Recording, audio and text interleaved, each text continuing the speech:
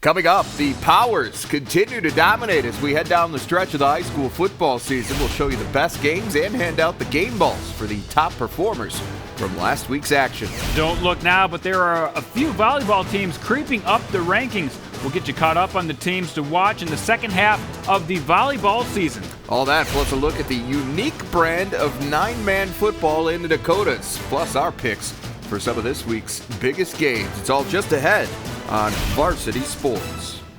Hello and welcome to Varsity Sports alongside Jason Andera. I am Jay Elson. Well, nine-man football doesn't always get its fair share of attention, Jason, but we are going to give that group plenty of love this week. That's right, Jay. We have a story actually coming up on Midco magazine next Monday about the uniqueness of nine-man football. So we thought we'd make it nine-man week around here. We're going to have a few more games on Varsity Sports Live on Friday night, covering nine-man especially. And then today we'll have a special segment just on nine-man football. I'm feeling all of that's going to be very well received. I hope so. In nine-man country. All right, well, we're going to get to all that in a bit, but first, let's focus on the week that was, and it is time now for our North Dakota Rewinds.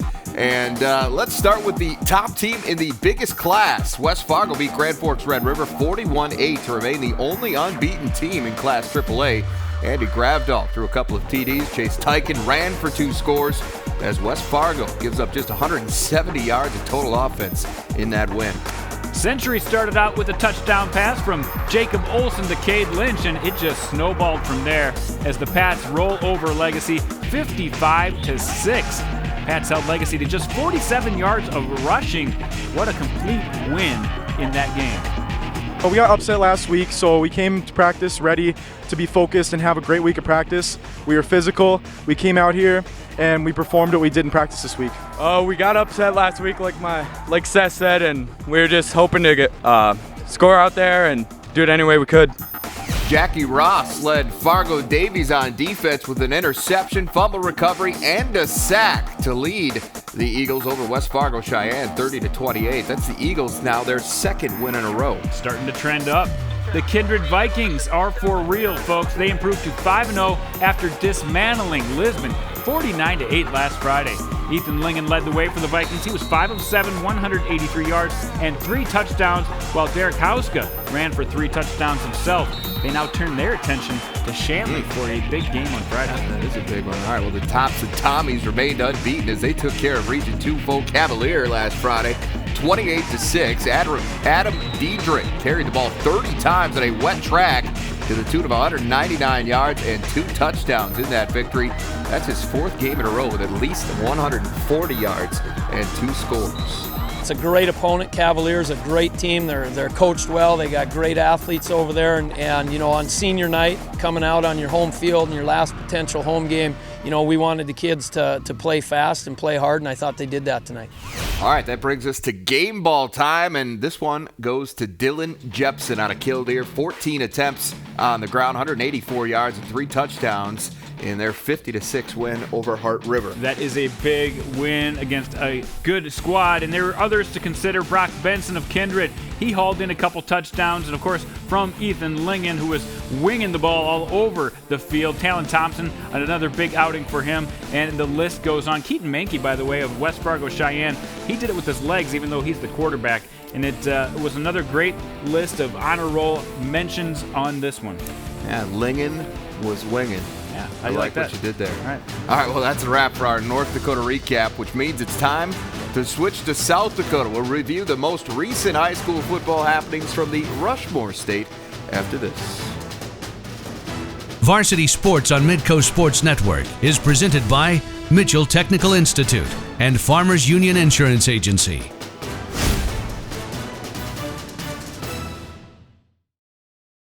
And welcome back. Well, electricity played a big role in the game between Roosevelt and Rapid City Stevens over the weekend. First, there wasn't enough, as in the lights went out. Then there was too much, as in lightning. So eventually they just quit trying, decided to suspend the game with 5:05 to play in the first quarter. They picked things up Saturday morning, and the Rough Riders quickly took control. Torrin Devericks tossed 2 touchdowns to Austin Johnson before leading the game with an injury.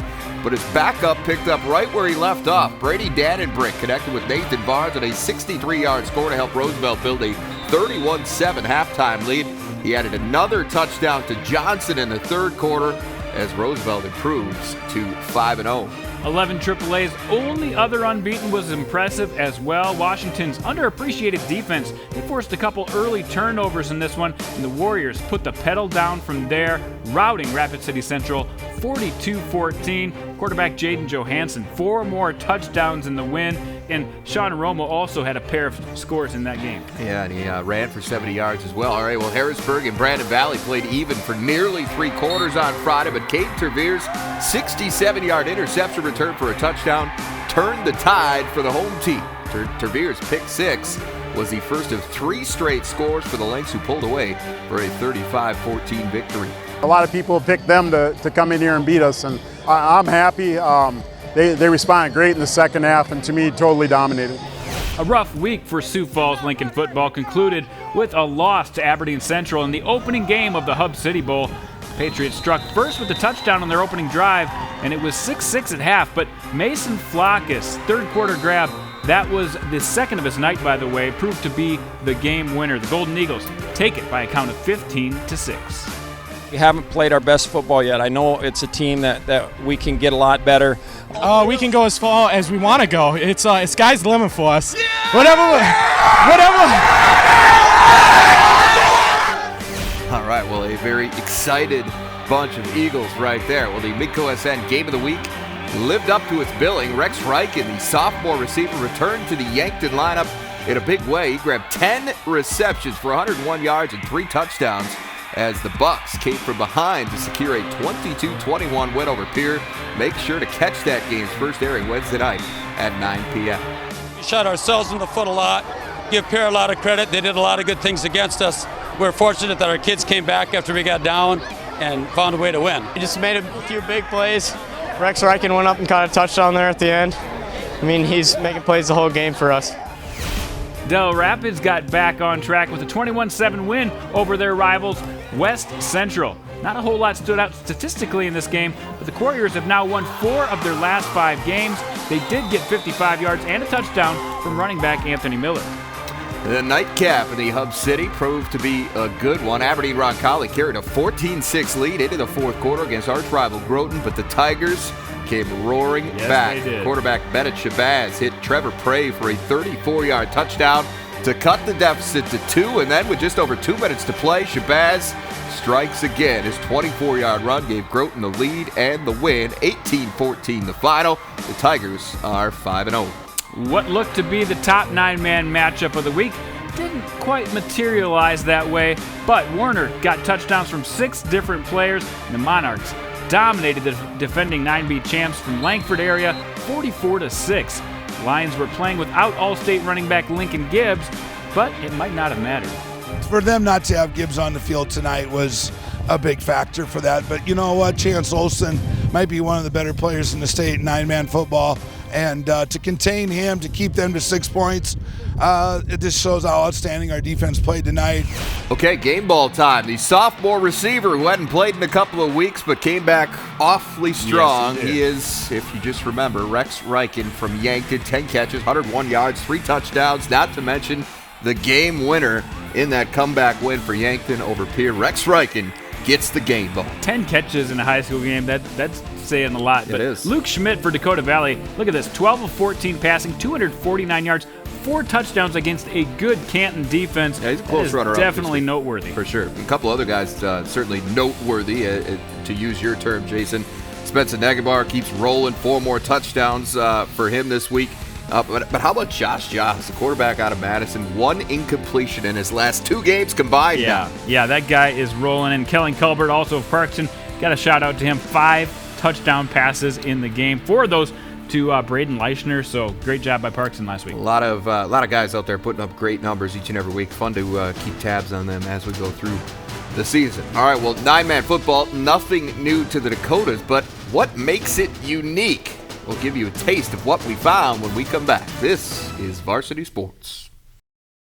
Football is a numbers-driven game. Some schools simply aren't big enough to field a normal-sized team. So to combat that, many states opt for the 8-man or the 6-man variety of football. But as many of you know, we do things a little differently in this part of the country. In fact, North and South Dakota, along with Minnesota, are the only 3 states in the country that sanction 9-man football. Yeah, and we had a chance to put a little story together about what makes 9-man football unique. We worked with our lead producer of Midco magazine, Josh Muntz, on this story. Here's a look. You got somebody that can run a little bit, and on a 100-yard field, it makes a whole ton of difference because you got to defend sideline to sideline. We're different, but then it doesn't really resonate to you because that's just what we did.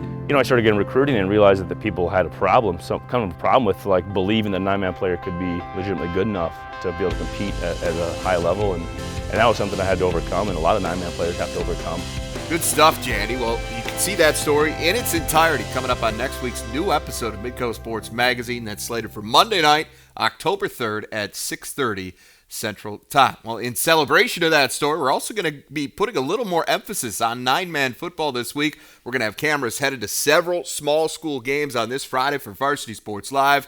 And we're also going to spend some time right now looking at the top teams in 9-man football. Jason, let's start in North Dakota. We're going to look region-wise because that is what matters right now, is who's doing well in what region. Region 1 looks like Hankinson's probably got this one wrapped up. They've already beaten Richland and Wyndmere-Lidgerwood, so they look like the favorites going in. Region 2, Thompson's still undefeated. A huge game coming up Friday against New Rockford Cheyenne. If they take care of that, they take care of that region. In Region 3, Shiloh Christian has really been dominant in this region over the past couple of years, and it's the same thing this year. Already beaten Linton HMB and taking care of the rest of that region, so look for them to roll. And then in Region 4, North Prairie, maybe a little bit of a surprise coming off of last year's runner-up finish at state.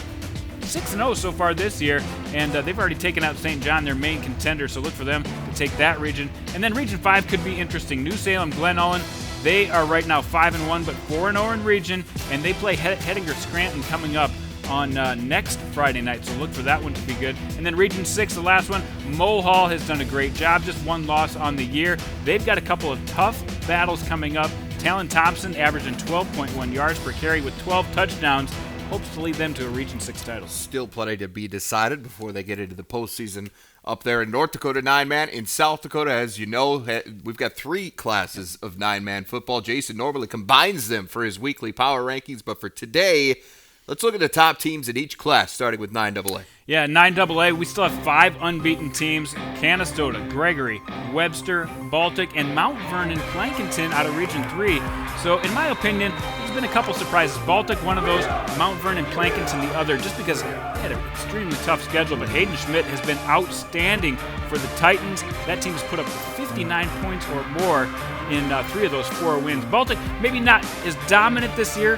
When Jason Aberson took over this program, by the way, he had a tough go of it out of the gate. Just a few wins over their first few seasons. But last year, getting a 7-win season. This year, with that unbeaten start to their year, they look like a contender in 9AA. Well, I know going into the season, you didn't see a clear favorite in Class 9A. Has that changed?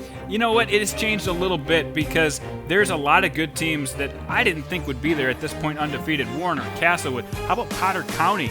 Coleman, Egan still undefeated. Sully Buttes, people thought maybe they would be a good team again this year, but they were missing a big piece of their puzzle. They had to fill in the new quarterback this year. And Phillip, still undefeated as well, but Warner, probably the most impressive of this group by what they did to Langford last week. Just a huge win for them, and that gives them a huge boost going into the playoffs. Absolutely. All right, in Class 9B, most believed Langford area was going to be head and shoulders above the competition, but with the uncertain status of Lincoln Gibbs, who's missed 3 straight games with a hamstring injury, it seems like the playing field maybe a little bit more level than we thought, at least at this point. Yeah, coming into this year, we just thought Langford was head and shoulders above the rest of the group, but I think there's a couple teams to watch. One of those, Hamlin. They have a tough hurdle in a couple weeks, but they could run the table. Watch out for Corsica Stickney, too. They've been steamrolling over the past few weeks. We've got an important one coming up Friday against Irene Wakanda. And, of course, can't talk about 9B without talking about Harding County. They're always in the mix. The forgotten group out there in the northwest quarter of the state, right? Exactly. Still undefeated this year. Got all-state players Sam Podsmick and Jarrett Jensen back. They're just kind of waiting for the playoffs to roll around to show what they can do. Very good chance we could see them in the Dome because they seem to find their way back there quite often. Quite often. All right. Well, sounds good, Jandy. Remember, lots of 9-man highlights coming your way this Friday night. Varsity Sports Live, as always, you can find that at 10:30 Central Time right here on Midco Sports Network. All right, well, coming up, we're going to shift our focus to the volleyball court. West Fargo Cheyenne, one of the hottest teams in North Dakota. We'll have more on the Mustangs' recent run when we come back. Let's talk volleyball, shall we? Well, we're going to start in South Dakota, where the O'Gorman Lady Knights have rolled to 9 straight wins after dropping a couple of early season matches to the 2 top teams in the state. Tuesday night, though, they played Lincoln, and they rolled Lincoln. They have done what they've done lately, and that's go out and win these matches with force and authority. They did that Tuesday in Lincoln's gym, and since that rough start, they have really improved. We talked to Julie Kolbeck after that match about that turnaround. We knew that we'd have 2 tough matches with Harrisburg and Roosevelt, and I think that we're a fairly young team and a fairly inexperienced team, and when you add that with a couple core players, we knew that it would be kind of a rocky start, and we're nowhere near perfect and we're nowhere near where we want to be, but I think that when you take that in stride and you add that with the potential that these kids have, we're okay with the fact that we're not to the level we need to be at, and we keep getting better, and we feel good about the way we're playing now, but knowing, we have a long way to go yet.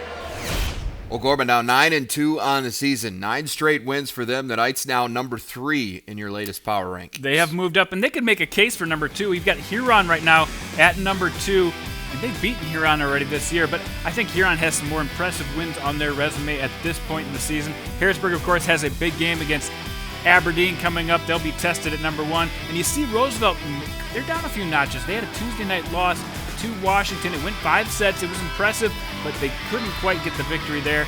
And just their second loss in state. So it rearranges the rankings a little bit. The same 5 teams we've been talking about pretty much all season. Probably a disappointing loss, too, for the Rough Riders, considering the way they had been playing. Washington's playing better, though. Washington is playing better. Got to give credit where credit's due there. All right, North Dakota, let's talk about West Fargo Cheyenne. The Mustangs have vaulted near the top of the EDC this season, and they've done it with just 1 conference loss. That came Tuesday night to Grand Forks Red River in 5 sets. That was a tough match. They really woke up in that second set, going into the third set, where they reeled off that third and fourth set to push it to 5, but couldn't quite get it done. They have had a tremendous season, though, probably overachieving what people thought they could do, and they've done it with a lot of underclassmen, just 3 seniors on this squad, and we got to point to Callie Hegerly, who's 2-time All-State player, just a junior this year. She has been dominating. She had another triple-double with 19 kills, 23 digs, and 13 assists in that loss, and her coach Leah Newton says that she's the kind of player you can always count on. She really gets things done, and she can play almost any position on the court. But the contributors just go on and on. A ton of great players for the Cheyenne team. I know they lost, but that's a team to watch out for going forward. Still some work to do, though, for them and everybody else if they want to close the gap on Century. Well, Century right now still haven't lost a set in conference, and they keep rolling. They're going to try to stay perfect with a tougher matchup against Bismarck coming up Thursday. And Red River, we talked about them the last couple of weeks. Maggie Steffen, another huge night on Tuesday. 21 kills, 23 digs to get a big conference win against Cheyenne. They belong in the conversation. You see Legacy move up a little bit. They're a team that's still undefeated in the WDA as well. Yeah, but a good fall for Bismarck Legacy. A young school coming up, better on the football field, better on the volleyball court. So exciting times lie ahead for the Sabres, it does appear. All right, well, up next, the rivalry takes an ugly turn. Jason turned in one of the most bogus upset picks in the history of the show last week, and I'm going to whine about it, so stay tuned for that. We're also going to make our picks for some of this week's big games. Varsity Sports on Midco Sports Network is presented by Mitchell Technical Institute and Farmers Union Insurance Agency. All right, it's time to make our picks. Jason owns a 3-game lead in the win column, people, but a 5-point lead overall thanks to last week's upset pick. It was an upset. A ranked team went down. I filed a formal protest, but until we get official word, I guess the score will have to stand. I'm not sure how you're going to sleep at night, but whatever. There it is. Jandy, so far to this point, 13-3 on the season. Congratulations. I'm really happy for you. Let's move into this week's picks now.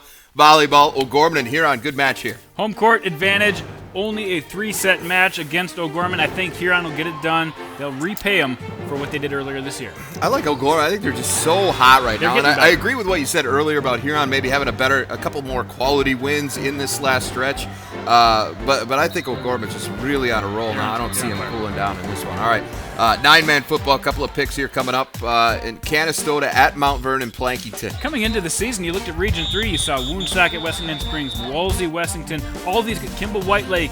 But it's Mount Vernon Plankington that's been the cream of the best region, and I think they have been a little underrated. I think Hayden Schmidt and company get it done. Cannastota's a very good football team, I think you have to question their strength of schedule just a little bit. Their opponents have a combined record of 3-16 to this point. MVP scored almost 55 per game. They've scored 66 over the last two games. That's an average between Irene Wakanda and Woonsocket, Wessington Springs, Sanborn Central. A couple of pretty good teams there. So I think MVP gets the win as well. We agree on that one. Class 2A, big one in North Dakota, Kindred at Chandler. What a huge difference the seniors have made for Kindred this year. A huge turnaround. It starts with Ethan Lingen throwing the ball, Brock Benson, a star, and then Derek Hauska getting the job done on the ground. Too many weapons. Vikings win. I think this comes down to who plays better defense. The Deacons have one of the best defenses in the state, 11.5 per game given up. They're just 1-1 at home, but that loss to St. Mary's in a low-scoring game. On that one. I think this one will be fairly low-scoring game as well, but I like Shanley this time around. All right, Thompson at New Rockford, Cheyenne. How about the Schwabies and Diedrich? Those guys are just piling it up. The confidence keeps getting higher. They're playing physical brand of football. Give me the Tommies. I go with the Tommies as well. I don't see them losing, especially the way they rolled over at Cavalier last week. Not the most decisive score that we've seen from this team this year, but certainly pretty impressive win over a Cavalier squad that doesn't lose much itself. All right, quickly now, upset picks. And can't wait for this. Under 500 team in Alcester Hudson taking out an undefeated Baltic team. That is an upset. All right, I'll give you that. I'm going to kind of go along those same lines, actually. Bonham 2-2 over Coleman Egan 4-0. Cavs losses to Gregory, Kimball, White Lake. They're tested. I think they're going to get the win here, so I like Bonham. And we'll see where it goes from here. But still awaiting word on that official judgment on last week's, but we'll wait and see on that. All right, that's going to do it for us. For Jason Andera, I'm Jay Elson. Bring it back here Friday night. Varsity Sports Live. We're going to be 9-man heavy. Do it.